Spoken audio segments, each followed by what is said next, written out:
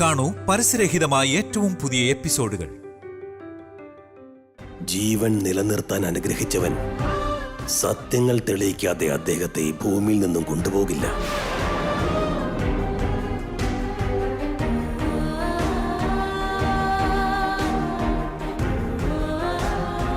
പ്രധാനപ്പെട്ട കാര്യം പറയാൻ ഞാനും വിട്ടുപോയി. ദശരഥരാമവർമ്മ ദേവന്റെ നെറ്റിയിൽ തിലകം ചാർത്തി കഴിഞ്ഞല്ലോ.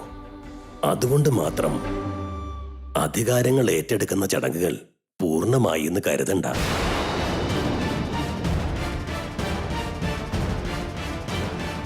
എന്നുവെച്ചാല് ദേവൻ ഇതുവരെ പദവി കിട്ടിയിട്ടില്ലെന്നാണ് പറയണേ. ഇനി വല്യച്ഛൻ എഴുന്നേക്കുന്നവരെ ഇതൊക്കെ പൂർത്തിയാകാതെ കിടക്കുന്നതാണോ ഗുരുക്കളെ?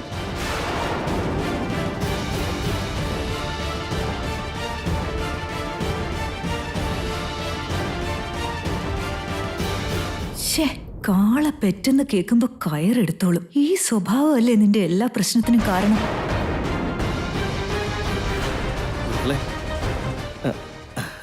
അല്ല ഗുരുക്കളെ,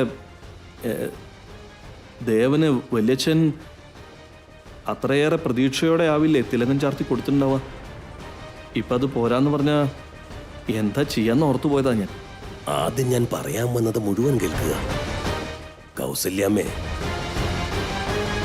ദേവനെയും ഭാര്യയും ഉൾക്കൊള്ളിച്ചുകൊണ്ട് എത്രയും പെട്ടെന്ന് വീട്ടിലൊരു ഹോമകർമ്മം നടത്തണം.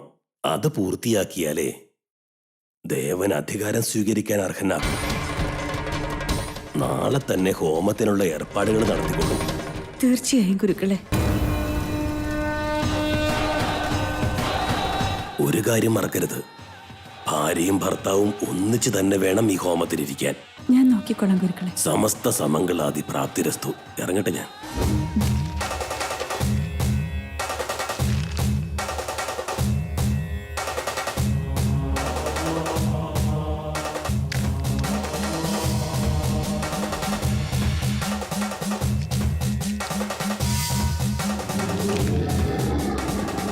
ഗുരുക്കൾ എന്താ പറഞ്ഞെന്ന് കേട്ടല്ലോ അല്ലേ? ഭാര്യയും ഭർത്താവും ഒന്നിച്ചു വേണം ഈ ഹോമം നടത്താനെന്ന് പറഞ്ഞു.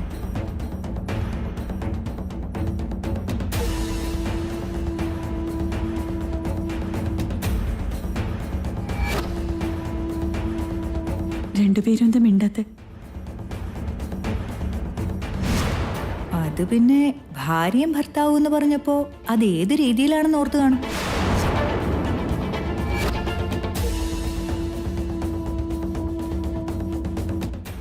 ഊർമിളെ, ഇനിയെങ്കിലും ഇതൊന്ന് നിർത്ത. എന്നിട്ട് വീട്ടിലെ അവസ്ഥ മനസ്സിലാക്കാൻ ശ്രമിക്കുക.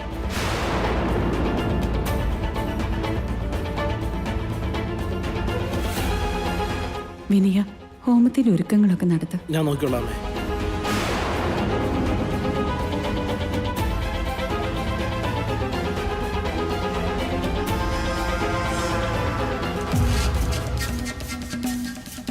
ഗുരുക്കളെ, അതെ ഗുരുക്കളെ. എന്താണാവോ വിഷയം? കുറച്ചു മുമ്പ് വല്യച്ഛന് എല്ലാ കാര്യങ്ങളും അറിയാന്നല്ലേ പറഞ്ഞേ. ഗുരുക്കൾക്കും പ്രത്യേകിച്ച് കഴിവുകളില്ലേ? ആ കാര്യങ്ങൾ എന്തൊക്കെയാ? പലർക്കും പല കാര്യങ്ങളും അറിയാവുന്നുള്ളത് സത്യമാണ്. പക്ഷേ പാപഭാരം കൂടുമ്പോ ധർമ്മസ്ഥാപനം ആരിലൂടെ വേണമെന്ന് ആ ദൈവം തന്നെ തീരുമാനിച്ചിട്ടുണ്ടാകും.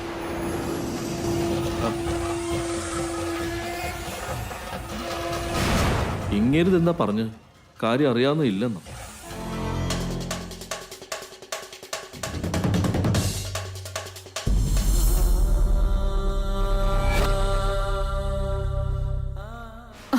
സൂക്ഷിച്ചു.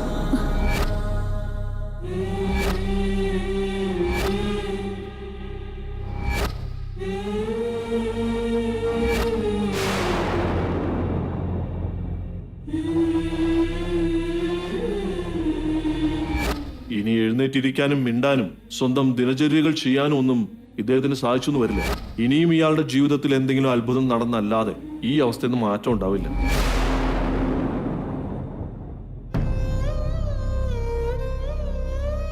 എത്ര പ്രൗഢിയോടെ ജീവിച്ചിരുന്നതാ എന്റെ മോൻ.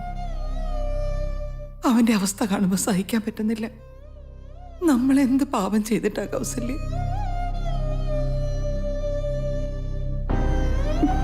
ഈ ലോകത്തിൽ അറിഞ്ഞുകൊണ്ട് ഒരു ഉറുമ്പിനെ പോലും നോവിച്ചിട്ടില്ല.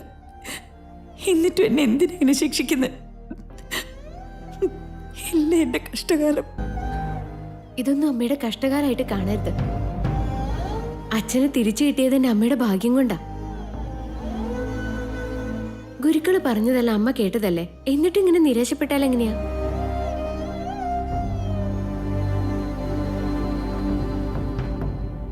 ഇന്ദു അമ്മ ഇങ്ങനെ തുടങ്ങിയാലോ? എല്ലാവർക്കും ധൈര്യം പകർന്നു കൊടുക്കേണ്ടത് ഇന്ദുമ്മ തന്നെയല്ലേ? നിങ്ങൾ നോക്കിക്കോ, അച്ഛൻ എത്രയും പെട്ടെന്ന് എണീറ്റ് വരും, നമ്മളോട് എല്ലാവരോടും സംസാരിക്കും, പഴയ പോലെ നമ്മുടെ കൂടെ സന്തോഷമായിട്ട് ജീവിക്കും. ഞാനല്ലേ പറയണേ, തീർച്ചയായിട്ടും നടക്കും. നീ പറയുന്നതൊക്കെ കേൾക്കുമ്പോ അങ്ങനെ നടന്നാ മതി എന്ന് തന്നെയാ മനസ്സ് കൊതിക്കുന്നത്. ആണല്ലേ? നമ്മൾ മോഹിച്ച തീർച്ചയായിട്ടും നടക്കും. ഇന്ദുമ്മ അത് അമ്മയോടും കൂടി പറഞ്ഞു കൊടുക്ക്, എന്നിട്ട് രണ്ടാളും ധൈര്യമായിട്ടിരിക്കും.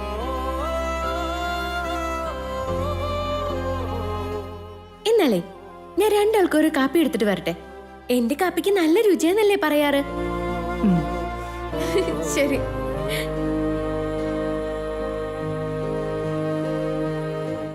എത്ര നല്ല കുട്ടിയാ ഇവളെ കാണുമ്പോഴൊക്കെ ഭഗവാൻ ഇവളെ നമുക്ക് വേണ്ടി തന്നെ അയച്ച പോലെ തോന്നുന്നേ. ഇവൾക്ക് എന്തോ പ്രത്യേകതയുണ്ട്. എത്ര വലിയ പ്രശ്നമാണെങ്കിലും അതൊക്കെ കൈകാര്യം ചെയ്യാൻ മിടുക്കിയ അവള്. ഇല്ല, ഞാൻ കാണുന്നുണ്ടമ്മേ. പക്ഷെ ഇതെന്റെ മരുമോള് ചെയ്യേണ്ട കാര്യങ്ങളല്ലേ അമ്മേ?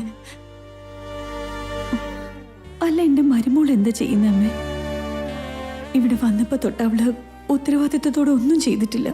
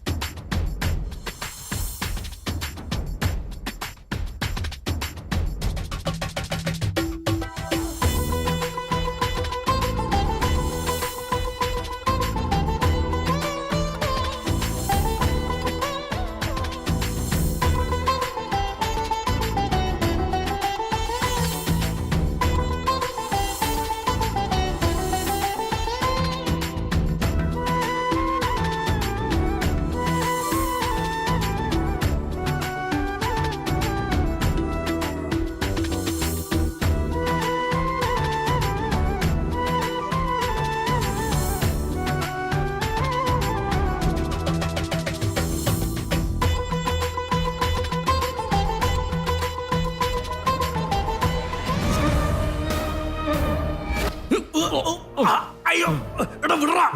എടാ കഴുത്തത്ത് കൈയെടുക്കാൻ. എടാ എന്നെ വിടാൻ. എല്ലാം ദേവന് എന്നെ കൊടുത്താ പിന്നെ ഞങ്ങളെന്താ ചെയ്യണ്ടേ? എന്റെ പഴയ സ്വഭാവമൊക്കെ മാറിയച്ചോ. അധികാരങ്ങൾ എന്റെ കയ്യിലാകുന്നത് വരെ ഒരു നല്ലവനായി അഭിനയിക്കണം. പരമ്പരാഗതമായി എന്നെ ഏൽപ്പിച്ചിരിക്കുന്ന സകല ഉത്തരവാദിത്തങ്ങളും അവകാശങ്ങളും ചിരഞ്ജീവി വരുണിനെ ഏൽപ്പിക്കുന്നതായി ഞാൻ തീരുമാനിക്കുകയാണ്. വലിമേ ഞാനുണ്ടല്ലോ. ഈ നിമിഷം തൊട്ട് ഈ ഉത്തരവാദിത്തമൊക്കെ എന്റേതാ. വലിച്ച പതുക്കെ എണീക്ക്.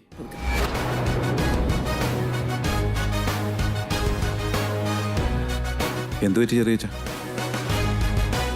ഒന്നുമില്ല. എന്താ ദേവമോനെ? ശരിക്കും എന്താ സംഭവിച്ചത്?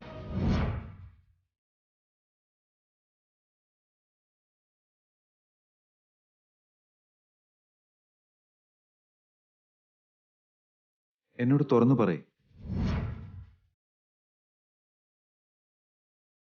ഏത് കാര്യത്തെക്കുറിച്ചാ ദേവൻ ചോദിച്ചേ? എന്റെ പട്ടാഭിഷേകത്തെക്കുറിച്ചാ ചോദിച്ചത്.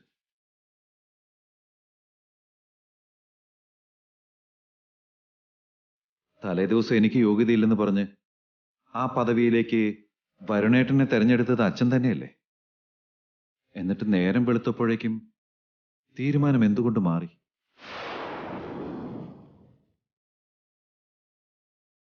എന്തോ എനിക്കിതിനെ കുറിച്ചൊന്നും അറിയില്ല ദേവമോനെ. സത്യം പറ, അന്ന് അച്ഛനും ചെറിയച്ഛനും ഒന്നിച്ചല്ലേ ഇവിടുന്ന് ഇറങ്ങിയത്? ആ സമയത്താണ് എന്തോ സംഭവിച്ചത്. അമ്പലത്തിലെത്തിയപ്പോഴേക്കും അച്ഛന്റെ തീരുമാനങ്ങളിൽ മാറ്റം ഉണ്ടായി.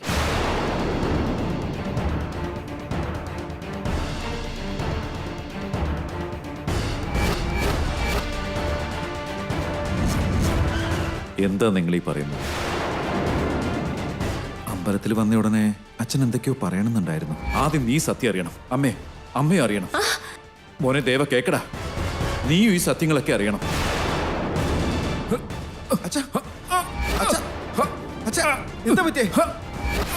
പറയാൻ വന്നത് പൂർണ്ണമാക്കിയില്ല അച്ഛൻ.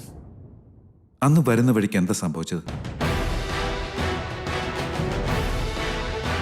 എന്ത് സംഭവിക്കാൻ? പൊയ്ക്കൊണ്ടിരുന്ന സമയത്ത് വഴിയിൽ വെച്ചൊരു സ്ത്രീയെ കണ്ടു.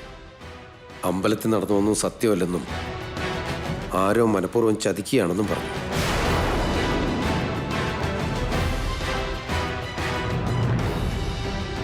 ആരാ നമ്മളെ ചതിച്ചത്?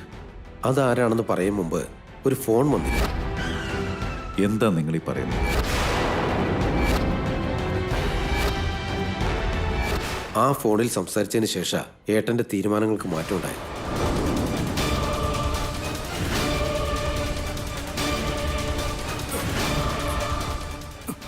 എനിക്ക് അറിയാം എന്റെ ആരാ നീ എന്ന്. എനിക്ക് മനസ്സിലായി വൈദേഹി. നീ നീ നീ എന്റെ ദേവൻ മോന്റെ.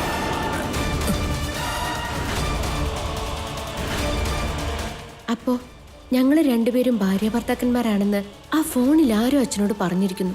അത് മനസ്സിലായതുകൊണ്ടാണ് അച്ഛൻ തീരുമാനങ്ങൾ മാറ്റിയത്. പക്ഷെ ആരായിരിക്കും അച്ഛനെ ഫോൺ ചെയ്തത്? എന്റെ കല്യാണത്തെക്കുറിച്ചുള്ള രഹസ്യം എന്റെ വീട്ടുകാർക്ക് മാത്രമല്ലേ അറിയൂ. മറ്റൊരാൾ ഇതിനെക്കുറിച്ച് എങ്ങനെ അറിയാനാണ്? ആ ഫോണിൽ ആരാ സംസാരിച്ചത്? എന്താ അയാൾ പറഞ്ഞത്? ഞങ്ങൾക്ക് രണ്ടുപേർക്കുമാണ് കല്യാണം നടന്നതെന്ന് മനസ്സിലാക്കിയ ആരോ ആണ് അച്ഛനോടത് പറഞ്ഞിരിക്കുന്നത്. ഈ സത്യം പുറത്തു വരാതിരിക്കാൻ വേണ്ടിയല്ലേ ദൈവം അച്ഛനെ ഇങ്ങനൊരു അവസ്ഥയിൽ കൊണ്ടെത്തിച്ചത്. അപ്പൊ ഇതാ മറ്റൊരു വാതിൽ തുറന്നു കിടക്കുന്നു. ആരോട് അച്ഛൻ സംസാരിച്ചത്? എന്താണ് അയാൾ പറഞ്ഞത്? അത് ചെറിയച്ഛനും അറിയായിരിക്കുമല്ലോ. എനിക്കൊന്നും അറിയില്ല ദേവ. ആ ഫോൺ വന്നതിന് ശേഷം ഏട്ടന്റെ മുഖഭാവം തന്നെ മാറിപ്പോയിരുന്നു. എന്താ പറ്റിയെന്ന് ചോദിക്കാനുള്ള ധൈര്യം പോലും എനിക്കില്ലായിരുന്നു. പക്ഷേ ഏട്ടൻ ഏതോ വലിയ സത്യം മനസ്സിലായിട്ടുണ്ട്. അതിനുശേഷം ഇത്രയും സംഭവങ്ങൾ. അതെന്താണെന്നുള്ളത് പയ്യെ ചോദിച്ച് മനസ്സിലാക്കാമെന്നാ കരുതിയത്. അപ്പോഴേക്കും സംഭവങ്ങൾ ഇങ്ങനെയായി.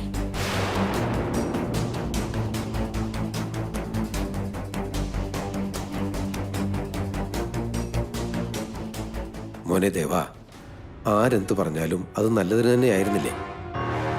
അതുകൊണ്ടല്ലേ അച്ഛന് നിന്നോടുള്ള മോശം അഭിപ്രായം മാറിയത്? സന്തോഷത്തോടെയാ നിന്റെ ഉത്തരവാദിത്തങ്ങൾ ഏൽപ്പിച്ചത്. നാളെ ഈ ഹോമം കൂടി കഴിയട്ടെ. അതോടുകൂടി നീ ഈ തലമുറയുടെ രാജാവായി മാറും. ആ പദവി എത്തേണ്ട കൈകളിൽ തന്നെയാണ് എത്തിയിരിക്കുന്നത്. ഇനി എന്റെ ഏട്ടൻ അതിനെക്കുറിച്ച് ഓർത്ത് ഒരു വിഷമവും ഉണ്ടാവില്ല. എന്നാ ശരി ചെറിയച്ഛ. എനിക്കൊരു സംശയം കൂടിയുണ്ട്.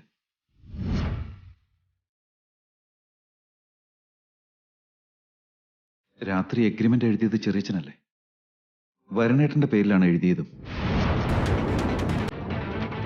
പിന്നെ അത് എന്റെ പേരായി മാറിയത് എങ്ങനെയാ? ചിരഞ്ജീവി വരുണിനെ ഏൽപ്പിക്കുന്നതായി ഞാൻ തീരുമാനിക്കുകയാണ്.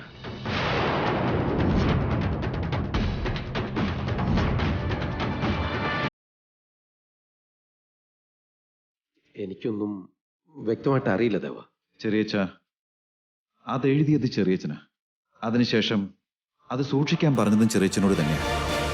അപ്പൊ ചെറിയച്ഛൻ അറിയാതെ ആ പേര് മാറാൻ യാതൊരു വഴിയില്ല. സത്യത്തിൽ തിരുത്തി എഴുതിയതിന്റെ യാതൊരു അടയാളങ്ങളും അതിലുണ്ടായിരുന്നുമില്ല. ആദ്യം തന്നെ അതിൽ എന്റെ പേരാണ് എഴുതിയിരിക്കുന്നത്. അങ്ങനെ എഴുതിയത് ചെറിയച്ഛനാണെന്നും എനിക്കറിയാം.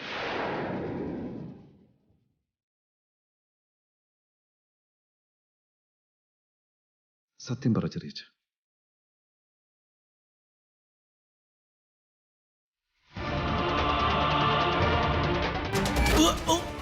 അയ്യോ, എടാ വിടറാ. എടാ കഴുത്തത് കൈയെടുക്കാൻ. എടാ എന്നെ വിടാൻ. എന്തുകൊണ്ടാണ് ചെറിയച്ഛൻ അങ്ങനെ എഴുതിയേ? മോനെ ദേവ, ഇതെന്റെയും കൂടി വംശപാരമ്പര്യ.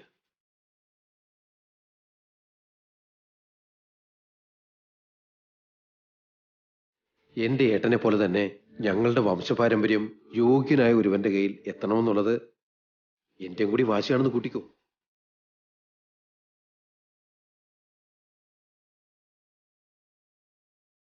ഞങ്ങളുടെ പിതാമഹന്മാരിലൂടെ പകർന്നു കിട്ടിയതാണ് ഈ ഭാഗ്യം. അതങ്ങനെ നശിക്കാനുള്ളതല്ല. കാലങ്ങളായി കാത്തു സംരക്ഷിച്ചുകൊണ്ടിരിക്കുന്ന ഒരു വംശ പാരമ്പര്യമാണിത്. അത് എന്റെ മോനാണെന്ന് കരുതി ഒരു യോഗ്യതയും ഇല്ലാത്തവന്റെ കയ്യിൽ എങ്ങനെ ഏൽപ്പിക്കും ഞാൻ?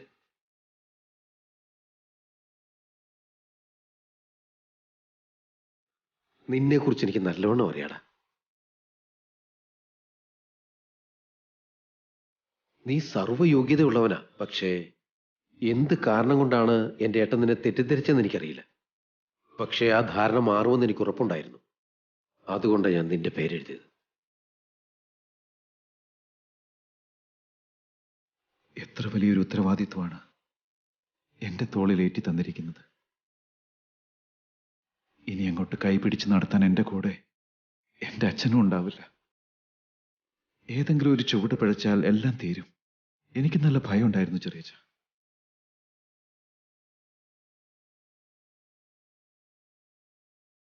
ദേ ഇപ്പോ ആ ഭയം എൻ്റെ മനസ്സിൽ നിന്ന് മാഞ്ഞു പോയിരിക്കുകയാണ്.